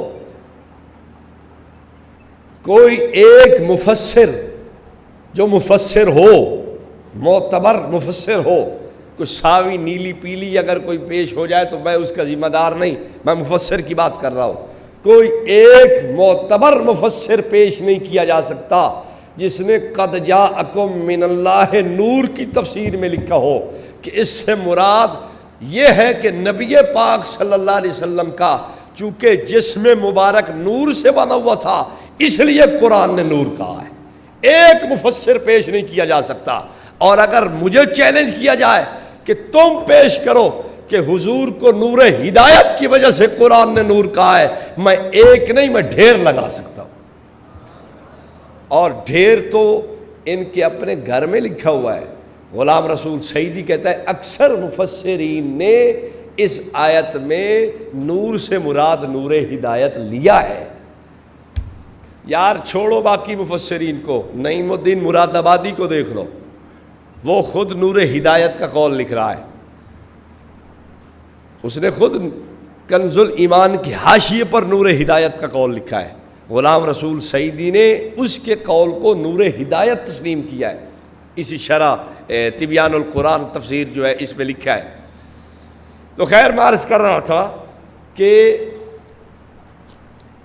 مفسرین اکثریت کا قول یہ خود مان رہے ہیں، اور ویسے ایک مفسر بھی ان کے حق میں نہیں ہے، ایک مفسر، حتیٰ کہ نعیم الدین مراد آبادی بھی نہیں ہے جس نے ان کے حق میں لکھا ہو کہ قرآن نے نور کہا اس لیے کہ نبی پاک صلی اللہ علیہ وسلم کا جسم مبارک نور سے بنا ہے۔ اس بنیاد پر کسی مفسر نے نہیں لکھا، کوئی معتبر مفسر ہو اور اس نے لکھا ہو آؤ پیش کرو یا اللہ۔ بہرحال اختلاف کا جو بنیاد یا نقطہ ہے وہ یہی ہے، چونکہ یہ لوگ لباس بشریت کا قول کرتے ہیں، اور تحقیق یہ ہے کہ لباس بشریت کا قول کیا ہوتا ہے، جیسا کہ غلام رسول سعیدی نے لکھا ہے انکار بشریت ہوتا ہے۔ ایک بات میں بار بار آپ کو کہہ رہا ہوں کہ یہ ان کے کندھے پہ بات رکھنی ہے، اپنی تحقیق نہیں پیش کرنی، کہ تمہارے علماء کی تحقیق یہ ہے کہ لباس بشریت کا قول کیا ہے، انکار بشریت۔ اب یہ اختلاف ذہن میں آتا ہے، اس میں یاد رکھیں گفتگو کے لیے ہمیشہ ایک ذہن میں بات ہونی چاہیے کہ دلائل جو ہے وہ نبی پاک صلی اللہ علیہ وسلم کے جسم مبارک کے متعلق ہوں گے، گفتگو یا بحث جسم مبارک کے متعلق ہوگی، روح مبارک کے متعلق نہیں ہوگی۔ ورنہ کیا ہوگا، اگر آپ نے مطلق رکھا گفتگو کو تو آپ کے خلاف جو دلیلیں آئیں گی وہ روح مبارک والی آئیں گی۔ مثلا کیا اول ما خلق اللہ نوری، تم نور نہیں مانتے؟ اللہ کا نبی ارشاد فرماتا ہے سب سے پہلے رب نے میرے نور کو پیدا کیا۔ تو آپ پھر کہیں گے کہ یار اب کیا بن گیا؟ اگر آپ نے شروع سے ہی ایک بات طے کر لی کہ بھائی آپ کی اور میری گفتگو سرکار دو عالم صلی اللہ علیہ وسلم کے جسم مبارک پہ ہو رہی ہے، سرکار دو عالم صلی اللہ علیہ وسلم کی روح مبارک پہ نہیں ہو رہی، تو اب یہ دلیل نہیں پیش ہوگی۔ کیوں؟ اس سے مراد سرکار کی کیا ہے، روح مبارک ہے۔ جیسے کہ ملا علی قاری نے بھی لکھا ہے کہ نوری ای روحی، یا جابر ان اللہ خلق نور نبی کا قبل الاشیاء من نور ہی، یہ روایت ہے۔ اس روایت کا بھی آپ محمل صحیح یہی بیان کر سکیں گے کہ یہ تو سرکار کی روح مبارک کے متعلق ہے، قطع نظر اس کی سند کے ہم اس طرف نہیں جا رہے۔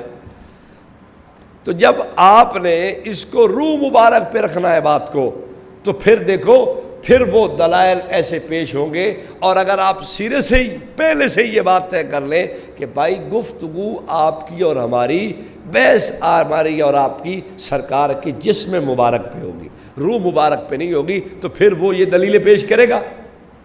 اب یہ دلیلیں بھی ختم ہو گئی، پھر آپ تھوڑی سی اور تنقید کر لیں کہ بھائی آپ نے دلیل سے یہ ثابت کرنا ہے، کوئی ایسی دلیل کہ جس میں یہ ہو کہ سرکار دو عالم صلی اللہ علیہ وسلم کے جسم مبارک کو نور سے پیدا کیا گیا ہے، اس پہ آپ نے صراحتاً کوئی دلیل پیش کرنی ہے۔ قد جاءکم من اللہ نور بھی پیش نہیں ہوگی۔ پھر اگر آپ تھوڑا سا اس تنقید کے اندر بیدار رہے تو انشاءاللہ ان کے پاس دلیل رہے گی کوئی نہ، کوئی ایسی دلیل نہیں ہوگی جو وہ پیش کر سکے، چونکہ کچھ روح کے متعلق ہے وہ الگ ہو گئی، اور کچھ نور ہدایت کے متعلق ہے وہ بھی الگ ہو جائے گی۔ جو ان کی دلیل ہوگی جو مطلب 100% ان کے مدعا کو ثابت کرے، ایسی دلیل رب کی دھرتی پہ موجود نہیں ہے، بس صرف ڈھکوسلے کی بات ہے۔ اب اگلا آدمی اگر سست ہو تو پھر وہ مناظر چستی سے اپنا کام کر جاتا ہے، اور آگے سے آدمی چست ہو تو پھر وہ بندہ چستی کی وجہ سے پھر مار نہیں کھاتا، اور آدمی اگر سویا بیٹھا ہو تو پھر پتہ کچھ بھی نہیں چلتا، نہ چستی کا نہ سستی کا، پھر تو کام ویسے ہی ختم ہو جاتا ہے۔ خیر، میں عرض کر رہا تھا آپ کی خدمت پہ، یہ اس کا نقطہ اختلاف ہے۔ بعض لوگ ہمیں پتہ کیا کہتے ہیں تمہارے علماء نے تسلیم کیا ہے کہ ہم بشر تسلیم کرتے ہیں۔ کہا حضرت امام اہل سنت کی کتاب نہیں پڑھی نور و بشر، حضرت نے حوالے دیا آخر میں کہ ان کے گھر کے جید علماء بھی بشر تسلیم کرتے ہیں، وہ فلانی کتاب آپ کی چھپی ہے بشریت پہ، ہمارے گھر کے حوالے موجود ہے، تو ہم اگر بشر نہیں مانتے تھے تو تم نے کیوں حوالے دیے؟ بات آپ کے ذہن میں آئی؟ بات تو ان کی ٹھیک ہے۔ ہم کہہ رہے ہیں کہ فلاں امجد علی نے بہار شریعت میں، خلیل خان قادری برکاتی نے ہمارا اسلام میں، نعیم الدین مراد آبادی نے کتاب العقائد میں حضور کو بشر لکھا ہے، اس کا مطلب ہے کہ بشر تو مانتے ہیں یہ لوگ۔ یاد رکھیں ان کے دو قول ہیں، وَإِذَا لَقُوا الَّذِينَ آمَنُوا قَالُوا آمَنَّا وَإِذَا خَلَوْا إِلَىٰ شَيَاطِينِهِمْ قَالُوا إِنَّا مَعَكُمْ إِنَّمَا نَحْنُ مُسْتَهْزِئُونَ۔ دو اقوال ہیں، ایک ہمارے لیے اور ایک خاص لوگوں کے لیے۔ یہ بات میں اپنی طرف سے نہیں کہہ رہا، حجت اللہ فی الارض حضرت اکاڑوی رحمۃ اللہ علیہ کے خطبات میں یہ بات موجود ہے۔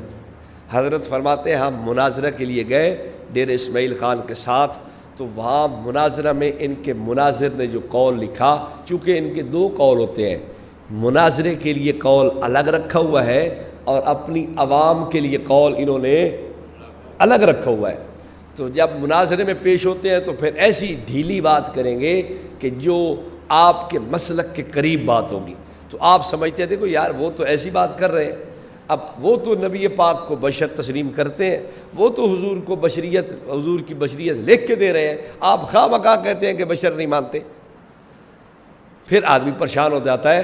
تو حضرت کی تحقیق یہ تھی، اور بات بھی 100% درست ہے کہ ان کے دو قول ہیں، جب اپنوں سے ملتے ہیں تو پھر بات وَإِذَا لَقُوا الَّذِينَ آمَنُوا قَالُوا آمَنَّا، جب ادھر ملتے ہیں تو بات اور ہے، وَإِذَا خَلَوْا إِلَىٰ شَيَاطِينِهِمْ، جب ادھر ملتے ہیں تو بات اور ہے۔ تو جب چونکہ ہمارے علماء کے سامنے انہوں نے ایسی باتیں کہی تھی اور ایسی باتیں لکھی تھی جو ہمیں انہوں نے دکھائیں، تو پھر کیا ہوا، ہمارے اکابر نے کہا دیکھیں یہ بات تو یہ لکھ رہے ہیں، لیکن جب وَإِذَا خَلَوْا إِلَىٰ شَيَاطِينِهِمْ ہوتا ہے تو پھر بات اور ہو جاتی ہے کہ نہیں بشر تو ہم نہیں مانتے۔ کتابوں کے حوالے بھی ذہن میں رکھیں جہاں صراحتاً انکار بشریت کا قول بھی لکھا ہوا ہے۔ انوار قمریہ، یہ سیال شریف سے کتاب چھپی ہے، اس انوار قمریہ کے صفحہ 94 پہ لکھا ہوا ہے جو ہستی جناب آدم سے بھی پہلے کی ہو، اس ہستی کو بشر کیسے مانا اور کہا جا سکتا ہے؟ جو ہستی جناب آدم سے بھی پہلے کی ہو، اس ہستی کو بشر کیسے مانا اور کہا جا سکتا ہے؟ اب آپ خود دیکھیں کیا یہ اقرار بشریت ہے؟ دوسری کتاب مصلحانہ کوشش بجواب مخلصانہ کاوش، یہ اس میں لکھا ہوا ہے صفحہ 151 پر، مفتی عبد المجید خان سعیدی رحیم یار خانی نے لکھا ہے، یہی قول نقل کیا ہے، جو ہستی جناب آدم سے ابو البشر سے بھی پہلے ہو، اس ہستی کو کیسے بشر مانا اور کہا جا سکتا؟ اب آپ بتاؤ انکار بشریت اور کس کو کہیں گے؟ جب وہ کہہ رہے ہیں کہ ہم نہیں مانتے، تو اب آپ کو کیا ضرورت ہے زبردستی نہیں جی نہیں مانتے ہیں، نہیں جی نہیں مانتے؟ وہ جب کہتے ہیں ہم نہیں مانتے، اور مفتی احمد یار صاحب نے تفسیر نعیمی میں بھی لکھا ہے ان کو بشر ماننا بے دینی ہے، تفسیر نعیمی جلد 1 صفحہ 128، پرانا ایڈیشن ہو تو صفحہ 100۔ بہرحال اس پہ اب آپ اپنے دلائل کچھ ملاحظہ فرمائیں، پھر ان کے دلائل بھی کچھ عرض کر کے ان کے جواب عرض کرتے ہیں۔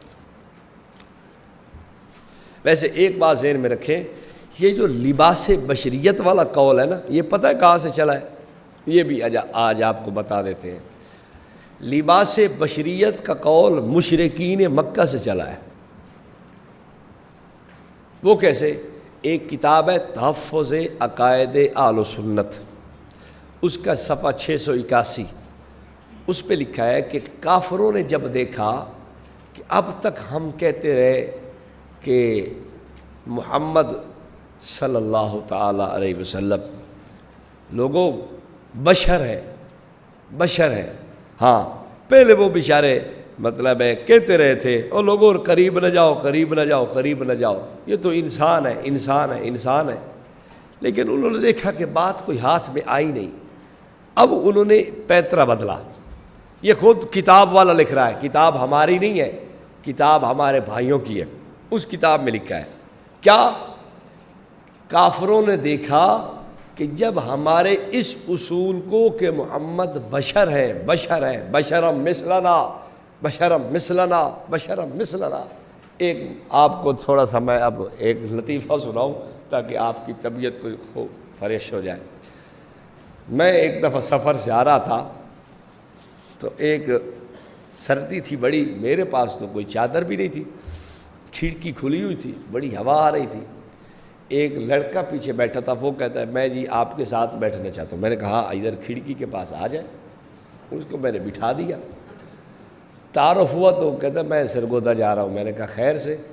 فلاں مدرسہ میں پڑھتا ہوں۔ میں نے کہا اچھا۔ مجھے پتہ چل گیا کہ یہ تو وہ پتھری لوگ ہیں۔ میں نے اسے کہا آپ کو میں نے ٹھیک جگہ پہ بٹھایا ہے۔ کہتا ہے کیا مطلب؟ میں نے کہا پتھروں کو تو ٹھنڈ لگتی نہیں ہے، اس لیے آپ کو کھڑکی کی طرف بٹھایا ہے، بھائی چلو ہوا شوا آپ کو کچھ نہیں کہے گی۔ خیر وہ بڑا کودا کہ ہم تو پتھر نہیں ہیں۔ میں نے کہا میں تو یہ نہیں کہا کہ آپ پتھر ہیں، پتھری تو آپ ہیں ہی صحیح نا۔ خیر ایک پیچھے سے بیٹھا تھا ہمارا ایک اور دوست، جو ہمارا اصل میرا دوست ہے، وہ بیٹھا ہوا تھا پیچھے۔ وہ کہتا ہے تم لوگ جو ہو نا نبی کو بشر مانتے ہو، اور بشر تو شیطان نے مانا ہے۔ اب میں تو چپ رہا، وہ جو میرے ساتھ بیٹھا تھا نا وہ پھٹ پڑا، انما انا بشر مثلکم، انما انا بشر۔ وہ یہ پڑھتا ہے، وہ کہتا ہے بشر تو شیطان کہتا تھا، تم تو شیطان ہو۔ وہ اپنی دلیلیں دیتا رہا، یہ اپنی دلیلیں۔ کافی دیر کے بعد وہ اٹھ کے نا پھر آ کے میرے ساتھ بیٹھ گئے۔ اب ہم 3 والی سیٹ پہ 3 آدمی بیٹھے ہیں، ایک طرف پتھری ہے اور دوسری طرف میرا بیلی ہے۔ کافی دیر میں سنتا رہا، پھر میں نے کہا یار اب کچھ تھوڑی میری بھی سنو، آپ چپ کرو، میں جٹ سا آدمی ہوں، دیہاتی آدمی ہو، تم مولوی لوگ ہو، تو اب تھوڑی سی میری بھی سنو۔ میں نے اس سے پوچھا بھئی آپ کا مسئلہ کیا ہے؟ اس نے کہا جی ہم ایک پیر کے مرید ہیں، اور پیر صاحب نے یہ بات ہمیں سمجھائی ہے، یہ کیسٹ آپ سن لیں۔ اس نے موبائل نکالا اور کہتا یہ تقریر آپ سن لیں۔ میں نے کہا میں اتنی میرے پاس وقت نہیں ہے کہ میں آپ کی تقریریں سنوں، آپ بتائیں کیا۔ اس نے کہا، اس نے یہ کہا ہے کہ شیطان نے بشر کہا تھا، اَأَسْجُدُ لِبَشَرٍ، یہ بشر تو شیطان نے کہا، ہم تو بشر نہیں کہتے۔ اچھا، میں نے کہا ٹھیک، اتنی بات ہے؟ کہتا ہاں۔ میں نے اسے کہا کہ شیطان نے جو بشر کہا تھا وہ کیوں کہا تھا؟ گھٹیا سمجھ کے یا اعلیٰ سمجھ کے؟ کیوں جی بولیے نا۔ اللہ نے جو بشر کہا وہ کس معنی میں کہا؟ فرشتوں نے کہا، نبیوں نے خود اپنے آپ کو کہا، اور صحابہ نے کہا، امت نے کہا، یہ کس معنی میں؟ اعلیٰ میں۔ شیطان نے کہا تو وہ شیطان کی اس گھٹیا سمجھنے کی دلیل قرآن میں موجود ہے۔ اس نے کہا انا خیر منہ، میں اس سے اچھا ہوں، خلقتنی من نار وخلقتہ من طین، میں آگ سے پیدا ہوں یا مٹی سے پیدا ہوا ہے، میں اس سے افضل ہوں۔ اب آپ مجھے بتائیں شیطان نے نبی کی بشریت کو حقارت کی نظر سے دیکھا تھا یا عظمت کی نظر سے دیکھا تھا؟ حقارت کی نظر سے۔ اس کا مطلب ہے کہ ہم شیطان کے پیچھے نہیں ہیں، ہم تو قرآن کے پیچھے ہیں، رحمان کی اس بات کے پیچھے ہیں، صحابہ کے پیچھے ہیں، اولیاء کے پیچھے ہیں، فقہاء کے پیچھے ہیں۔ ہم تو بڑے بڑے عظیم المرتبت اور عظیم القدر لوگوں کے پیچھے ہیں جنہوں نے انبیاء کو بشر لکھا ہے۔ قاضی ایاز نے لکھا، صحابہ کہتے ہیں، شرح عقائد میں ہے اور فقہاء کی کتابوں میں یہ ساری باتیں موجود ہیں، تفصیل کی ضرورت نہیں ہے۔ ہم تو ان کے پیچھے ہیں۔ شیطان کے پیچھے کون ہے میں نے کہا، وہ ابھی میں آپ کو بتاتا ہوں کہ کون ہے شیطان کے پیچھے۔ شیطان کی سوچ تھی کہ نبی کی بشریت کیا ہے، بولیے نا، گھٹیا ہے۔ کہتا انا خیر منہ، یہ گھٹیا ہے مجھ سے، میں اچھا ہوں اس سے۔ سوچ شیطان کی تھی کہ نبی کی بشریت گھٹیا ہے، اور میں نے اسے کہا آپ بشر کیوں نہیں کہتے؟ اسی لیے نا کہ بشریت کیا ہوتی ہے، آپ کے کاغذوں میں بشریت کیا ہے، گھٹیا ہے۔ نبی کی بشریت کو شیطان نے بھی گھٹیا سمجھا، نبی کی بشریت کو آپ نے بھی گھٹیا سمجھا، تو شیطان کے پیچھے آپ ہیں یا ہم ہیں؟ نبی کی بشریت کو شیطان نے کیا سمجھا، اور میں نے اسے کہا آپ بھی کیا سمجھتے ہیں؟ اس لیے تو کہتے ہیں کہ بشر نہیں کہنا چاہیے، کہ بشریت کیا ہے، یہ تو گھٹیا شے ہے۔ نبی کو بشر نہ کہو، بشریت تو گھٹیا، بشریت کو اس نے بھی گھٹیا سمجھا، بشریت کو تم نے بھی گھٹیا سمجھا۔ اب شیطان کے پیچھے ہمارے لوگ ہیں یا تمہارے لوگ ہیں؟ اب وہ مجھے کہتا ہے، میں اترنے لگا، وہ آپ نے آنا میرے ساتھ؟ میں نے کہا میں تیرے گھر کے لیے آوڑا، تو اپنے گھر آپ سے رہا ہے بھائی کبلا، میں نہیں یاد تو الٹ ہو رہا ہے، آپ جائیں اپنے ہاں، بس ٹھیک ہے۔ کہتا چلو جی بڑی مہربانی، بڑی، چپ کر کے پھر اتر گیا۔ اب بیچارے کا وقت ویسے ہی پورا ہو گیا تھا، اب وہ کیا کرتا آگے؟ اب پیر تو بیٹھا نہیں تھا جو دلیل اس کو دیتا، پیر کی دلیل کو تو آپ نے توڑ دیا پکڑ کے۔ آپ خود سوچیں کہ شیطان نے نبی کی بشریت کو کیا سمجھا، حقارت کی نظر سے دیکھا، گھٹیا دیکھا، کمزور دیکھا، خسیس دیکھا، نہیں نہیں نہیں میں اچھا ہوں اس سے۔ اور آج بھی لوگ بشریت کو انبیاء کی کیا سمجھتے ہیں؟ بشریت تو عیب ہے، بشریت تو نقص ہے، بشریت تو گھٹیا پن ہے، بشر ہونا تو عیب ہے۔ نعیم الدین مراد آبادی بھی نے بھی اس بات کو لکھا ہے۔ تو جب بشریت گھٹیا چیز ہے تو پھر شیطان کے پیچھے وہ ہوگا نا جو بشریت کو گھٹیا سمجھے گا، نہ کہ شیطان کے پیچھے وہ ہوگا جو بشریت کو اعلیٰ سمجھے گا۔ ذہن میں آئی بات؟ یہ اس لیے میں نے عرض کیا تاکہ آپ کی طبیعت کو تھوڑی سی فریش ہو جائے۔ آپ بھی تھک گئے ہیں، مسئلے خشک ہوتے ہیں، آپ پھر پریشان ہو جاتے ہیں کہ مسئلہ جناب جی بہت سارا، بہت خشک قسم کا مسئلہ تھا۔ ویسے اگر گفتگو ہوتی تو میں آپ کو کوئی اور لطیفے سناتا، کوئی طبیعت آپ کی کھل جاتی، فریش ہو جاتی، لیکن اب چونکہ وقت تھوڑا ہے تو لطائف کا وقت نہیں ہے کہ ہم آپ کو اب لطیفے سنائیں اور پھر آپ کی طبیعت کو اور فریش کریں۔ چلو کوئی تھوڑی بہت ہو گئی ہے، پھر اب چلتے ہیں مسئلے کی طرف۔ نقطہ اختلاف میں نے عرض کر دیا کہ جھگڑا کیا ہے، نبی پاک صلی اللہ علیہ وسلم کی لباس بشریت کے آپ کی طرف قائل ہونے کے کہ سرکار لباس بشریت میں تشریف لے آئے، یہ قول کرنا سرکار کی بشریت کا انکار ہے، جیسا کہ غلام رسول سعیدی نے جلد 2 صفحہ 453 پہ اس بات کو نقل کیا ہے۔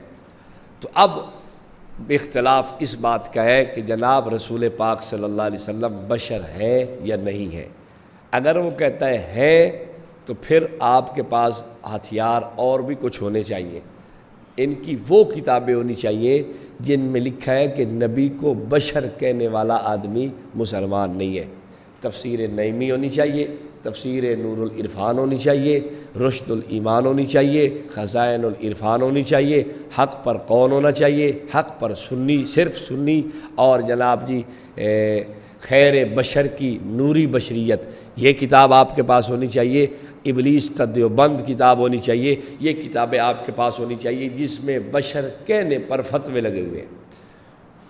یہ ساری کتابیں آپ کے پاس موجود ہو، آپ بشر مانتے ہیں، اور آپ کے علماء تو کہتے ہیں کہ بشر کہنے والا آدمی تو مسلمان بھی نہیں ہے۔ یہ قرآن کی تفسیر میں لکھا ہے، نبی کو بشر، نور العرفان صفحہ سے 636 448، ابشر منا واحدا نتبع، اس کے تحت لکھا ہے نبی کو بشر یا تو خدا نے کہا نبی کو بشر یا نبی نے اپنے آپ کو خود کہا یا نبی کو بشر کافروں نے کہا؟ اب جو نبی کو بشر کہتا ہے وہ خدا تو ہو نہیں سکتا، وہ نبی تو ہو نہیں سکتا، لہذا تیسری قسم میں داخل ہے۔ اب آپ ان سے پوچھیں یار ہمیں تو چلو تم گالیاں دے لیتے، لیکن ترمذی شریف شمائل ترمذی کی روایت موجود ہے، مشکات کے اندر روایت موجود ہے، حضرت سیدہ عائشہ رضی اللہ عنہا فرماتی ہے کان بشرا من البشر۔ اماں جی کے ارشاد پہ بھی فتویٰ تم نے لگا دیا، یار کچھ تو خیال کرتے۔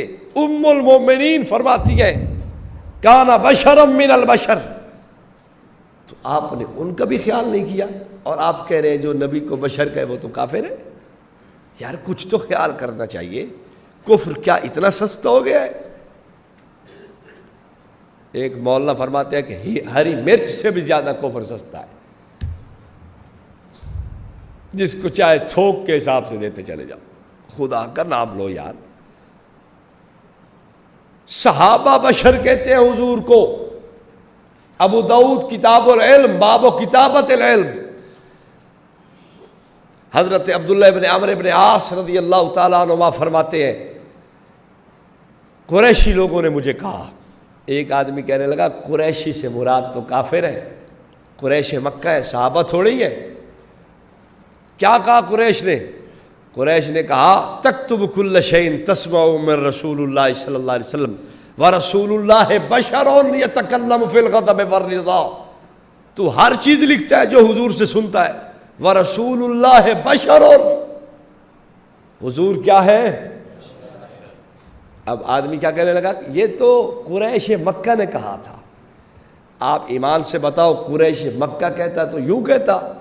وہ یوں کہتے تسمعہ من رسول اللہ، یا یہ کہتے تسمعہ من محمد، پھر آگے یوں کہتے رسول اللہ بشر، یا یوں کہتے محمد بشر؟ اور یار یہی تو جھگڑا تھا کہ ہم محمد مانتے ہیں رسول نہیں مانتے۔ صلح حدیبیہ پہ کیا ہوا؟ سیدنا علی المرتضیٰ نے لکھا کہ یہ معاہدہ ہے جو قریش مکہ اور محمد الرسول اللہ صلی اللہ علیہ وسلم کے درمیان طے پایا، تو وہاں کیا کہا کفار نے، قریش نے کیا کہا تھا؟ اس کو مٹاؤ۔ یہی تو تمہارا ہمارا جھگڑا ہے کہ ہم محمد ابن عبداللہ مانتے ہیں، محمد رسول اللہ نہیں مانتے۔ اگر رسول اللہ مان لے تو جھگڑا ختم۔ اگر قریش مکہ نے جناب عبداللہ ابن عمرو ابن عاص کو کہا تھا کہ تکتبہ کل شیء، پھر آگے کہنا چاہیے تھا تسمعہ من محمد، یوں نہیں کہنا چاہیے تھا تسمعہ من رسول اللہ صلی اللہ علیہ وسلم، اور یوں نہیں کہنا چاہیے تھا فرسول اللہ بشر، بلکہ یوں کہنا چاہیے تھا محمد البشر۔ قریش کا جھگڑا یہی تھا۔ معلوم ہوتا ہے کہ یہ قریش مکہ نہیں تھے، بلکہ کون تھے؟ قریشی صحابہ نے کہا۔ اور اگر قریش مکہ کہتے تو حضرت عبداللہ ابن عمرو ابن عاص کو حضور سے پوچھنے کی ضرورت تھی کوئی؟ کیوں جی؟ بھائی ایک کافر کو جواب دینے کے لیے تو عبداللہ ابن عمرو ابن عاص خود بہت بڑے تھے، یہ تو بڑے بڑے صحابہ نے کہا کہ تکتب کل شیء تسمعہ من رسول اللہ صلی اللہ علیہ وسلم۔ یار ہر بات نہ لکھا کر، جو بھی حضور سے بات سنتا ہے لکھ لیتا ہے۔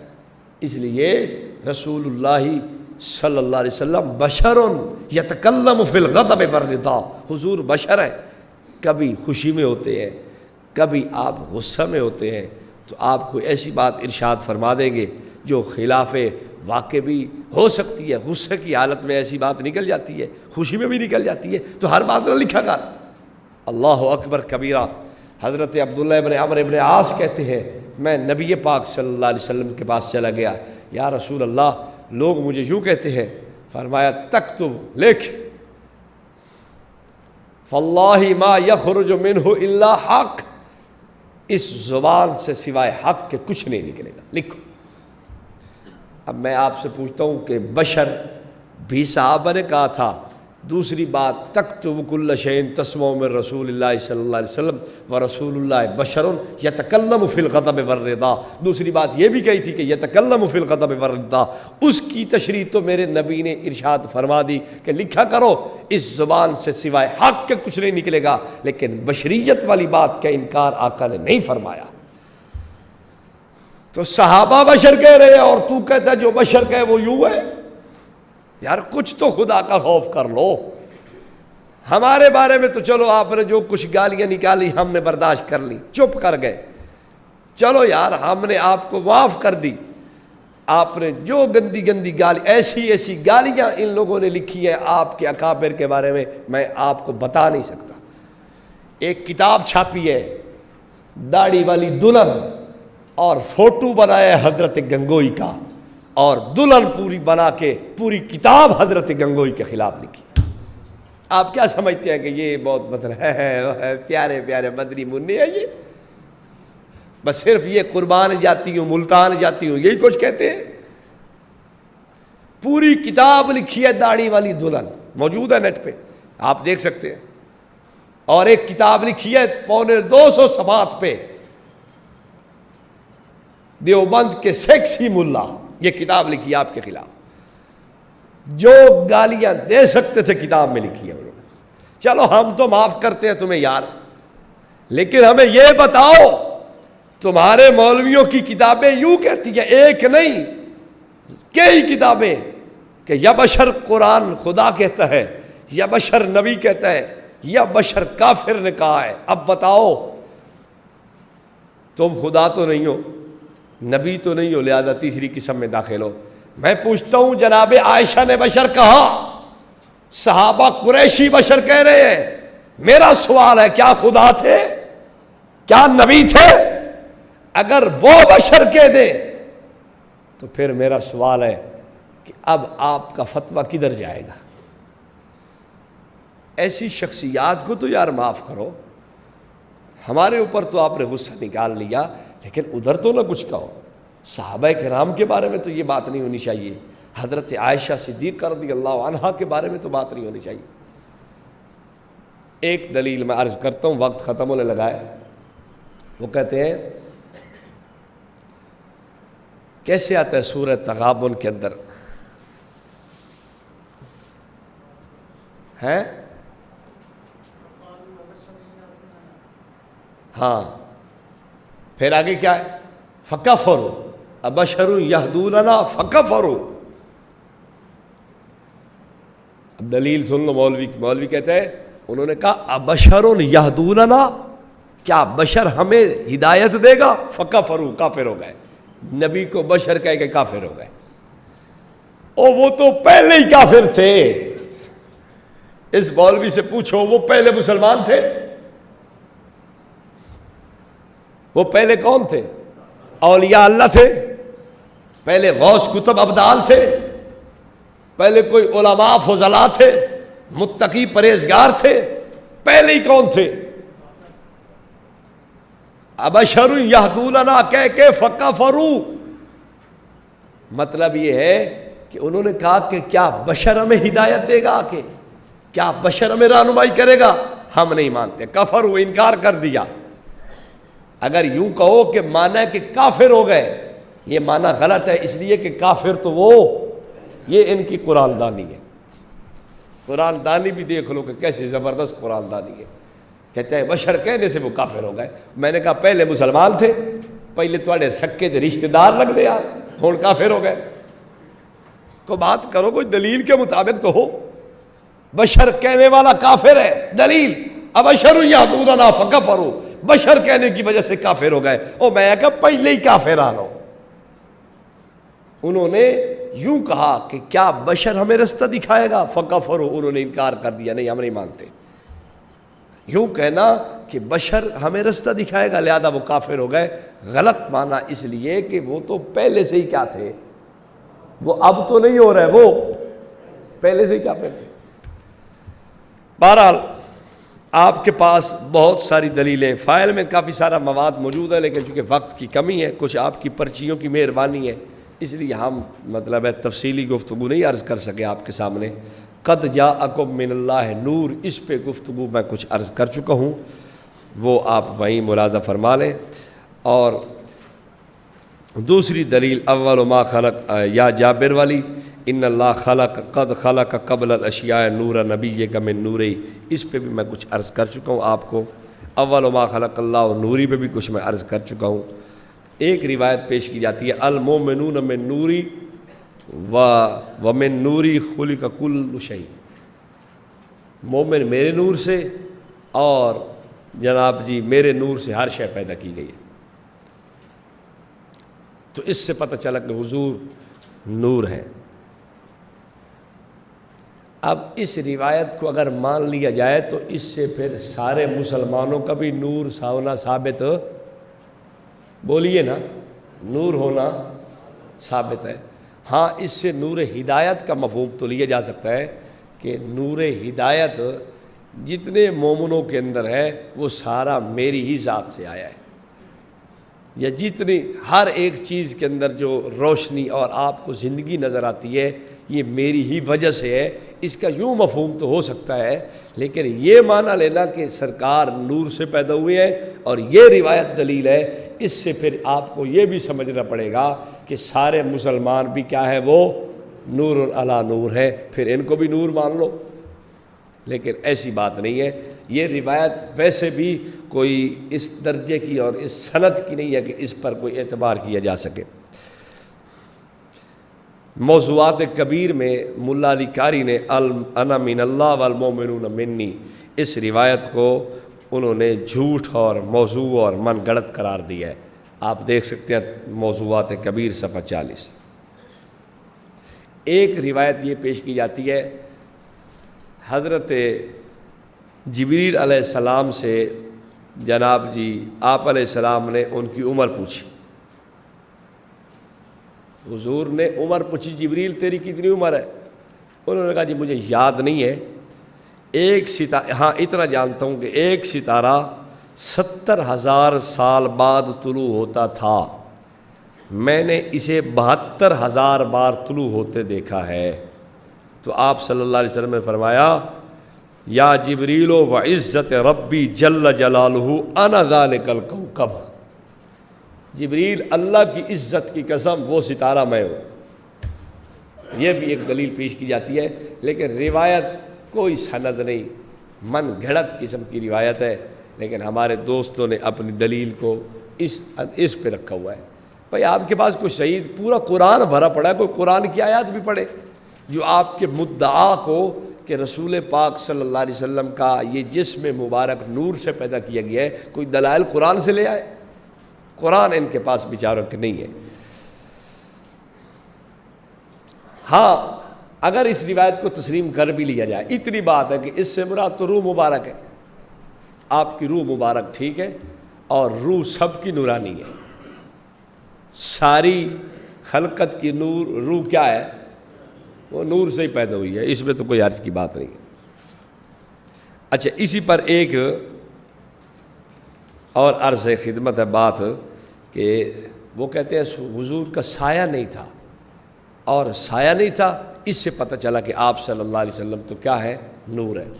یاد رکھیں ان کے ایک گھر کے عالم نے ایک کتاب لکھی ہے سیرت سید الورا، قاضی عبد الدائم دائم ہری پور ہزارہ کا رہنے والا ہے، اس نے ایک سیرت پہ کتاب لکھی ہے 3 جلدوں میں، سیرت سید الورا، اس میں تقریباً 58 صفحے اس نے سایہ کے ثبوت پہ لکھے ہیں، سایہ تھا، اور اس نے رد کیا ہے کہ پتہ نہیں ہمارے لوگ کیوں سایہ کا انکار کرتے ہیں، سایہ کا انکار کیوں کرتے ہیں یہ ہمیں نہیں سمجھ آ رہی بات۔ یہ وہ لکھ رہا ہے، وہ کتاب بڑی اہم چیز ہے، آپ حضرات کے پاس ہونی چاہیے، بڑے کام کی ہے، 1000-1200 روپے تو لگ جاتا ہے، لیکن چیز بہت بڑی آپ کے پاس کام کی ہاتھ میں آ جائے گی۔ سیرت سید الورا، پورے 58 صفحے نبی پاک صلی اللہ علیہ وسلم کے سایہ کے ثبوت میں لکھے ہیں۔ بھائی سایہ نہیں تھا، کیا دلیل ہے تمہارے پاس؟ حکیم ترمذی کی کتاب نوادر الاصول دلیل ہے، اور کیا دلیل ہے؟ اور جناب جی اسی سے چلتی چلتی الخصائص الکبریٰ میں بات آ گئی ہے، اور کیا دلیل ہے، اسی سے چلتی چلتی آگے کتابوں میں بات آئی ہے۔ لیکن اگر بنیاد کو دیکھا جائے، سرے سے بنیاد ہی، ماخذ ہی اس چیز کا معتبر نہ ہو تو پھر آگے جانے کی ضرورت ہی کیا ہے؟ بات صحیح ہے جی۔ نوادر الاصول کے حکیم ترمذی صاحب جن کی یہ کتاب ہے، کوئی اس درجہ کی نہیں ہے کہ جو معتبر اور جناب جی پایہ قطعیت کے درجے تک جا پہنچے، یا جن کا درجہ اعتبار پر جو ہے نا شمار کیا جاتا ہو، وہ اس درجے کی کتاب ہی نہیں ہے۔ دوسری بات یہ ہے کہ یہ روایت بھی اس درجے کی نہیں ہے کہ جس کو ہم سند کی حیثیت سے تسلیم کریں اور کہیں ہاں واقعہ سایہ نہیں تھا۔ سایہ کے ثبوت پر دلائل موجود ہے، جیسا کہ فائل کے اندر روایات موجود ہے۔ ایک روایت میں پڑھ کے آپ کی خدمت میں عرض کر دیتا ہوں۔ مستدرک حاکم کی روایت ہے اور اس کو علماء نے صحیح بھی لکھا ہے۔ کیا؟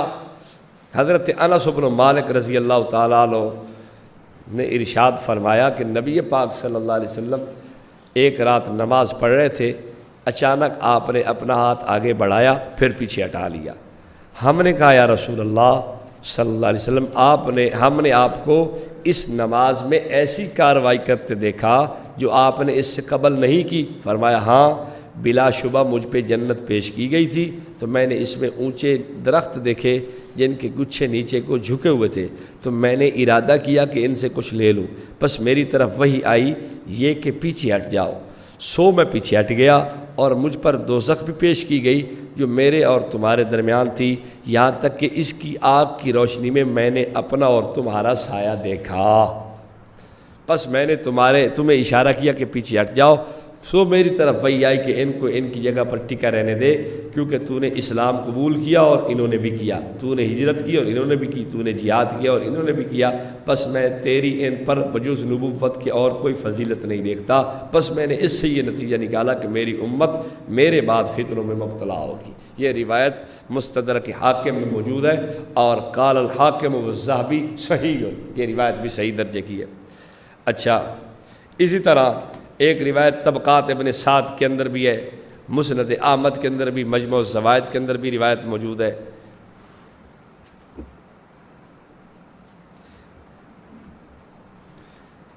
حضرت صفیہ رضی اللہ تعالی، حضرت زینب، یہ ان کا واقعہ ہے۔ رسول پاک صلی اللہ علیہ وسلم ان سے ناراض ہو گئے اور ان کے پاس جانا چھوڑ دیا۔ وہ کہتی ہیں میں آپ سے نا امید ہو گئی اور میں نے اپنی چارپائی وہاں سے ہٹا دی، وہاں رکھی ہوئی تھی جو سرکار دو عالم صلی اللہ علیہ وسلم کے لیے بچھا کے، وہ ہٹا دی۔ کہتی ہیں میں اسی حالت میں تھی کہ اچانک ایک دن دوپہر کے وقت میں نے حضرت صلی اللہ علیہ وسلم کا سایہ دیکھا جو میری طرف آ رہا تھا۔ یہاں یوں بھی ہے اور مسند احمد میں یوں ہے، یعنی جب ربیع الاول کا مہینہ آیا تو آپ میرے پاس آئے۔ فرماتی ہے کہ جب میں نے آپ کا سایہ دیکھا تو میں نے کہا یہ سایہ تو مرد کا ہے، اور حضرت صلی اللہ علیہ وسلم میرے پاس آتے نہیں تو یہ کون ہے؟ اتنے میں حضرت صلی اللہ علیہ وسلم داخل ہو گئے۔